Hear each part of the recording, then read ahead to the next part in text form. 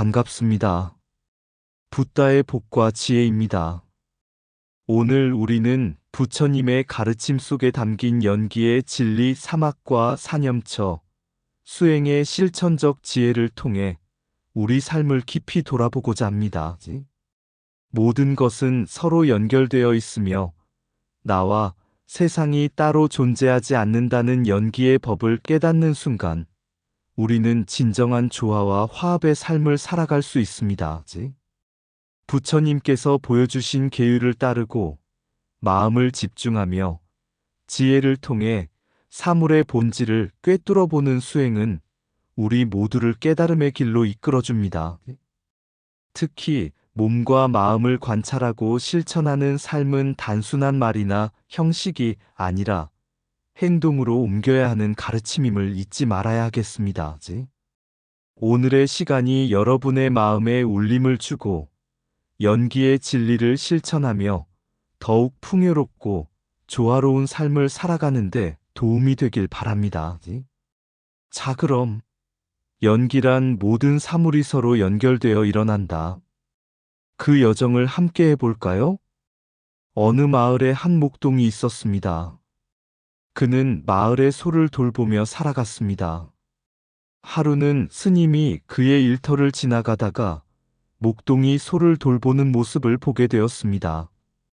목동은 소의 젖을 짜고 남은 젖을 송아지에게 먹이고 소의 몸을 깨끗이 닦아주며 정성을 다하고 있었습니다. 스님은 이 모습을 보고 물었습니다. 목동이여, 무엇이 그렇게 열심히 소를 돌보게 만드느냐? 목동이 대답했습니다. 스님, 소를 잘 돌보면 소도 건강하고 송아지도 배불리 먹습니다. 그러면 젖도 풍족해지고 마을 사람들 모두가 혜택을 받습니다. 이것이 제가 할 일이라고 믿습니다. 스님은 미소 지으며 말씀하셨습니다. 네가 하는 일이야말로 연기의 진리와 같구나. 네가 소를 돌보니 소와 송아지가 혜택을 얻고 그 결과 마을 사람들까지 풍요롭게 되니라. 이 세상 모든 존재는 이렇게 서로 연결되어 있어 하나가 잘 되면 모두가 잘 되고 하나가 무너지면 모두가 고통받는다. 목동은 이 말을 듣고 고개를 끄덕이며 물었습니다. 그렇다면 스님, 제 일이 연기의 진리를 따르는 일이라면 저는 이 일을 통해 무엇을 더 배워야 합니까? 스님은 깊은 목소리로 대답했습니다. 너는 소를 돌보며 마음의 계율을 지키고 있구나. 이를 통해 너는 정의 길을 걷고 있으며 결국 즉 지혜의 길로 나아갈 것이다. 네가 하는 일이 단순히 소를 돌보는 것을 넘어 세상을 풍요롭게 하는 길임을 잊지 말거라. 목동은 크게 깨달음을 얻고 그날부터 자신의 일을 단순한 노동이 아니라 부처님의 가르침을 실천하는 수행으로 여겼습니다. 그는 모든 일을 마음을 다해 수행하며 마을의 신뢰를 얻고 자신의 삶을 통해 연기의 진리를 널리 알렸습니다. 옛날 어느 마을에 한 목동이 있었습니다. 그는 매일 소의 젖을 짜고 송아지에게 젖을 먹이며 소를 돌보는 일을 평생의 사명으로 여겼습니다.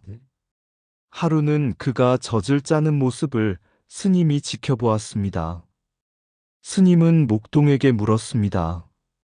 목동이여, 네가 젖을 짜면서도 남겨두는 이유가 무엇이냐? 목동이 대답했습니다. 어미 소가 송아지를 사랑하기 때문입니다. 젖을 모두 가져가 버리면 송아지가 목말라 하고 어미 소도 건강을 잃습니다. 하지만 젖을 적당히 짜고 남겨두면 어미 소도 행복하고 송아지도 배부릅니다. 결국 저는 날마다 충분한 젖을 얻고 마을 사람들에게 나눠줄 수 있어 모두가 이롭습니다. 스님은 고개를 끄덕이며 말씀하셨습니다. 그것이 바로 부처님의 가르침, 연기의 법이다. 소와 송아지, 그리고 너의 삶이 서로 연결되어 하나의 조화를 이루고 있구나. 어미 소가 젖을 주는 것은 송아지와 너를 위한 것이고, 너의 배려가 다시 소를 이롭게 한다. 이는 비구와 시주자 사이에서도 동일하다. 목동은 놀라며 물었습니다. 스님, 비구와 시주자 사이에 어떻게 연기의 법이 작용한단 말입니까? 스님이 대답했습니다.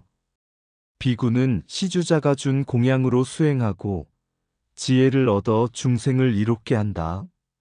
시주자는 자신의 재물을 공양함으로써 공덕을 쌓고 비구의 가르침으로 마음의 평화를 얻는다. 둘은 서로 의지하며 모두가 성장한다. 이렇게 서로 돕는 것이 곧 연기의 깨달음이니라. 목동은 깊이 깨달으며 말했습니다. 저의 일이 단순히 소를 돌보는 일이 아니라 연기의 법을 따르는 수행임을 알게 되었습니다.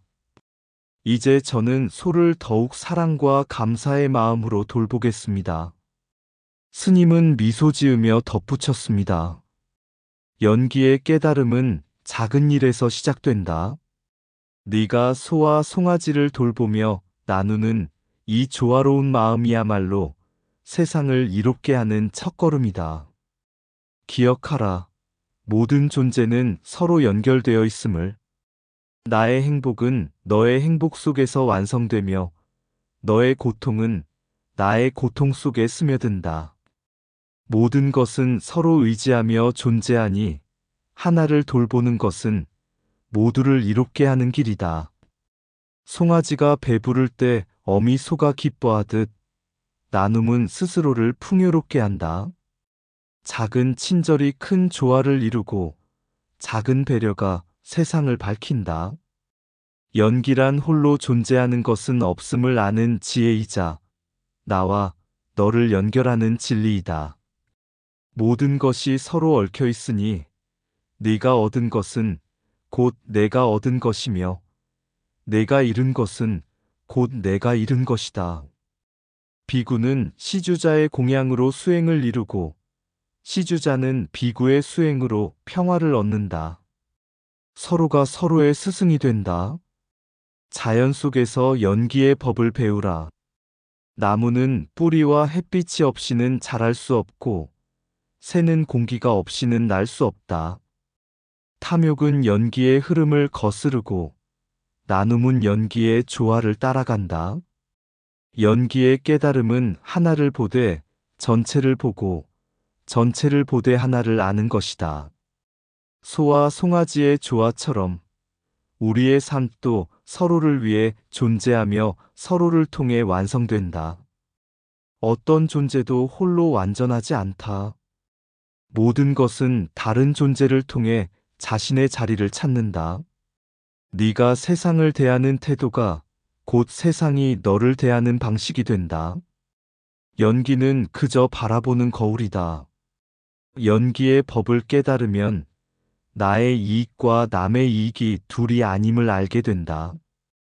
연기 속에서 모든 고통이 사라지고 모든 조화가 이루어진다. 그것이 부처님의 길이다.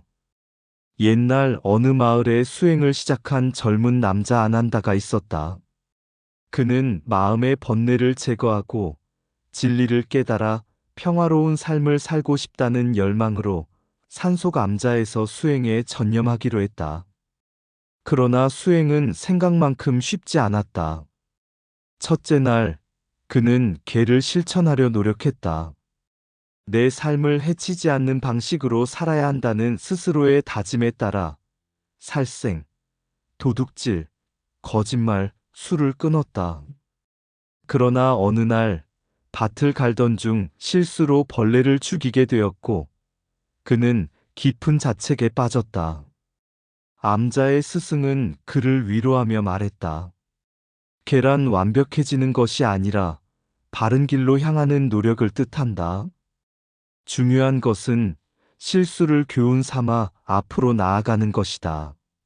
안 한다는 이 말을 듣고 다시 용기를 얻어 자신의 행위를 반성하며 계를 단단히 지켰다. 며칠 후 그는 정의 실천에 집중했다.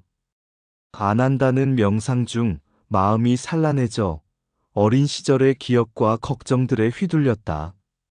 번뇌가 마음을 가득 채웠다. 스승은 그를 보고 웃으며 말했다.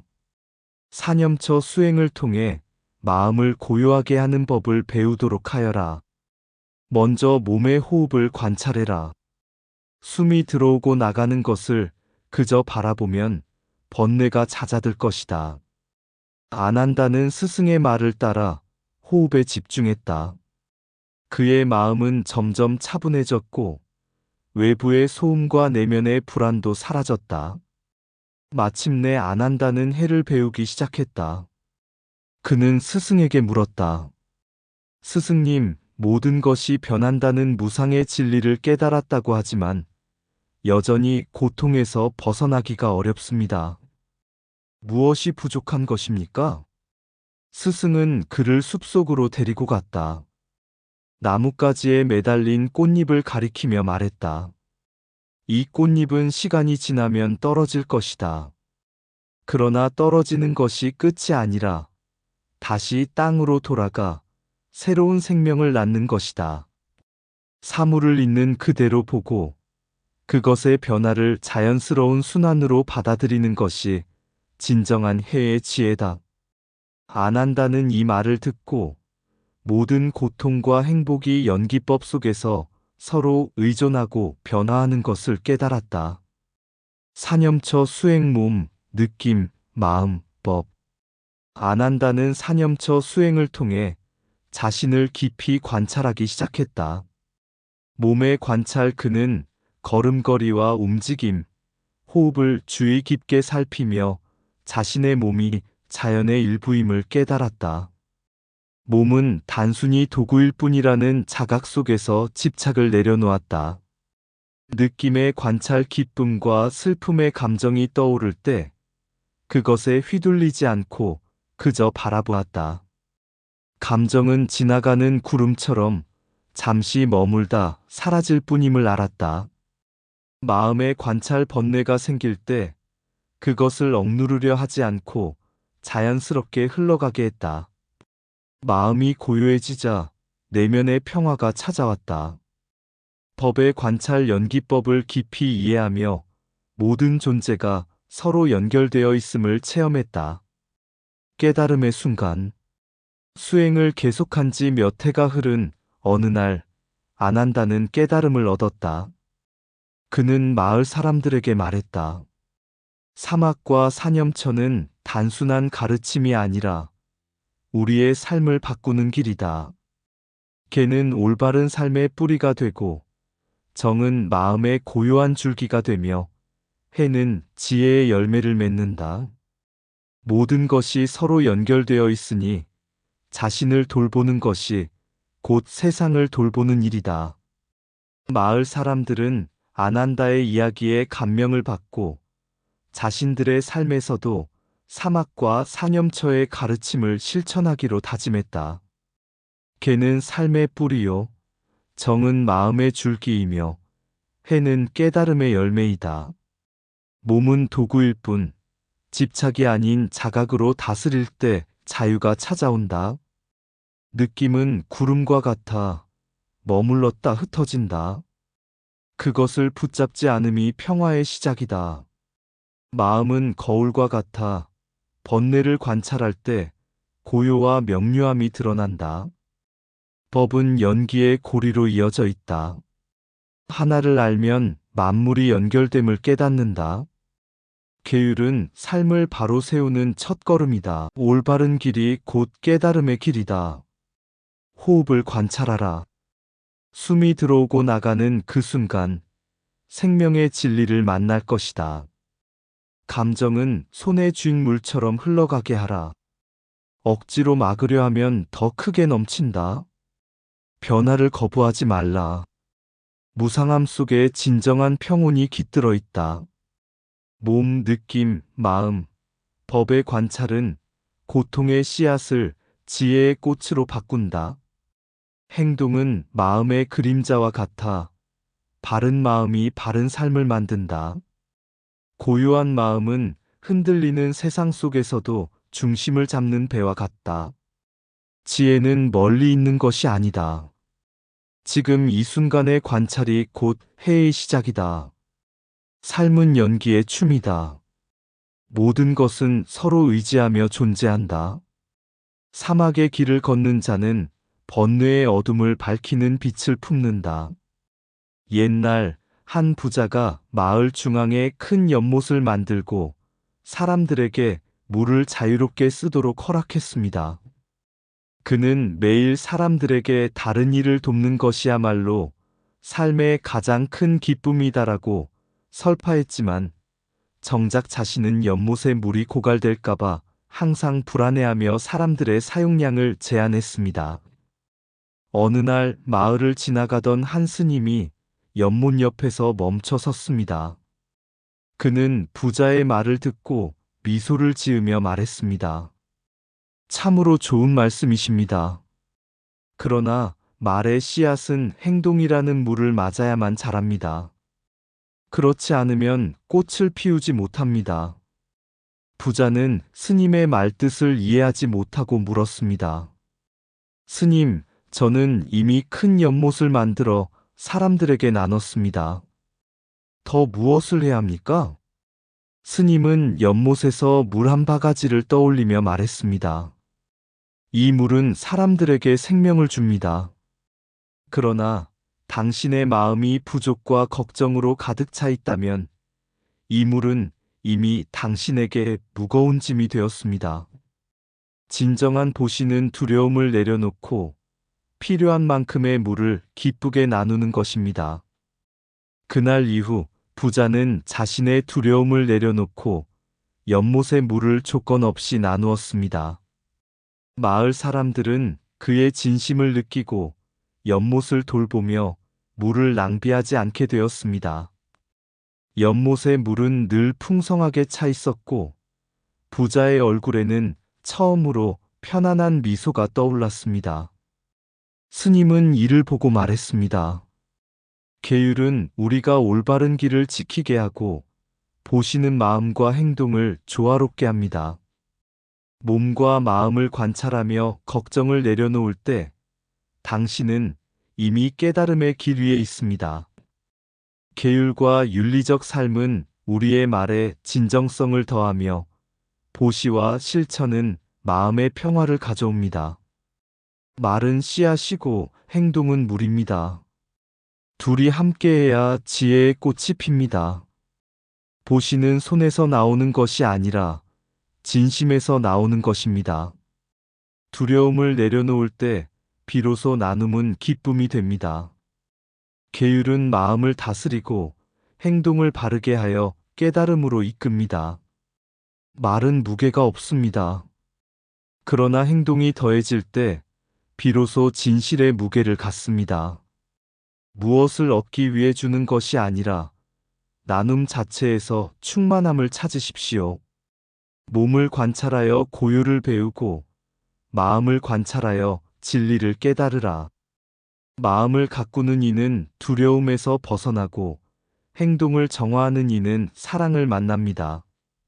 말과 행동의 조화는 깨달음의 길을 밝히는 등불입니다.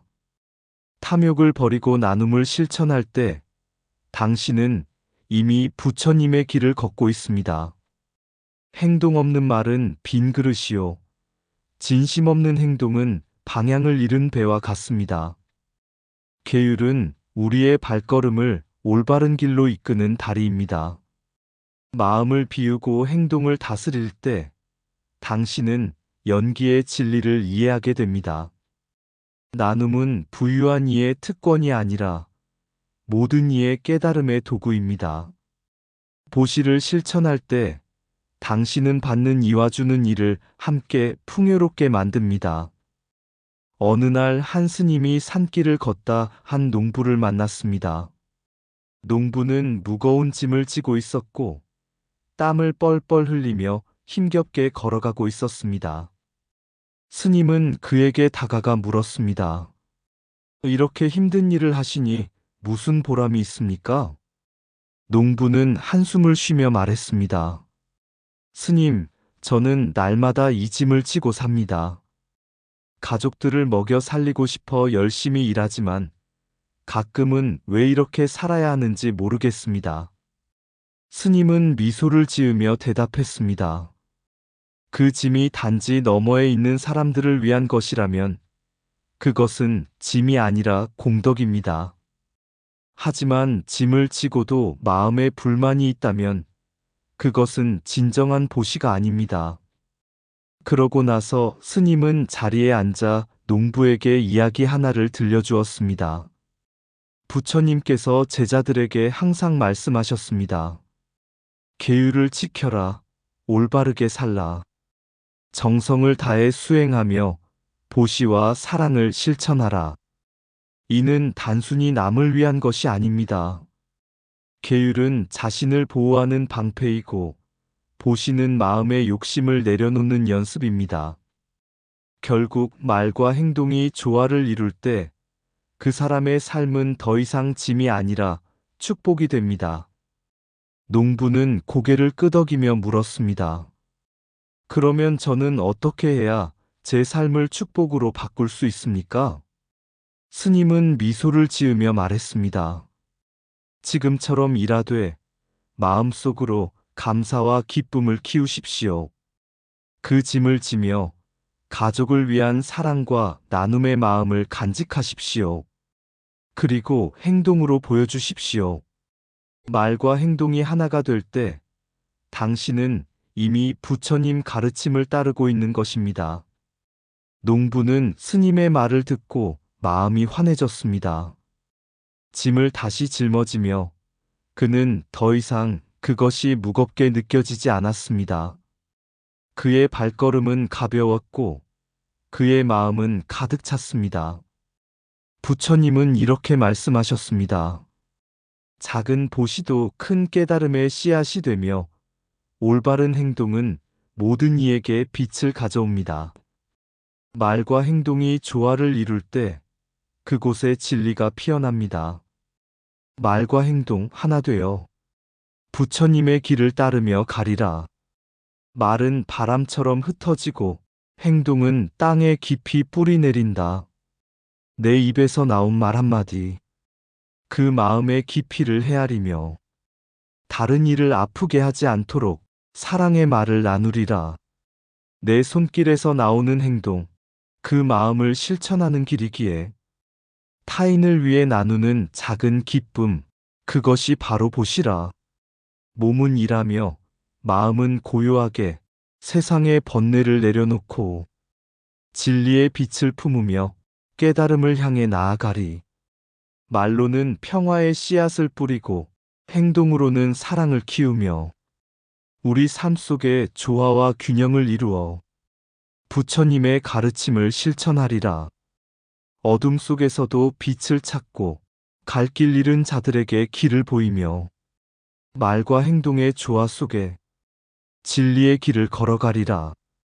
이상 붓다의 복과 지혜였습니다. 오늘도 복지구족한 날 되세요. 구독과 좋아요는 붓다의 복과 지혜를 밝히는 큰 자비의 등불이 됩니다.